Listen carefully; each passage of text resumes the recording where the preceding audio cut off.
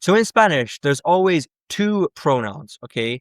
And I want you to forget that word pronoun because it can be kind of annoying, right? This is the way I like to think about it, okay? For an action, there's always a doer, someone doing the action, and then there's always a receiver, okay? There's always someone doing the action and receiving the action, okay? And so if you've ever seen on social media, there are these bios, right? Where people write, for example, he, him.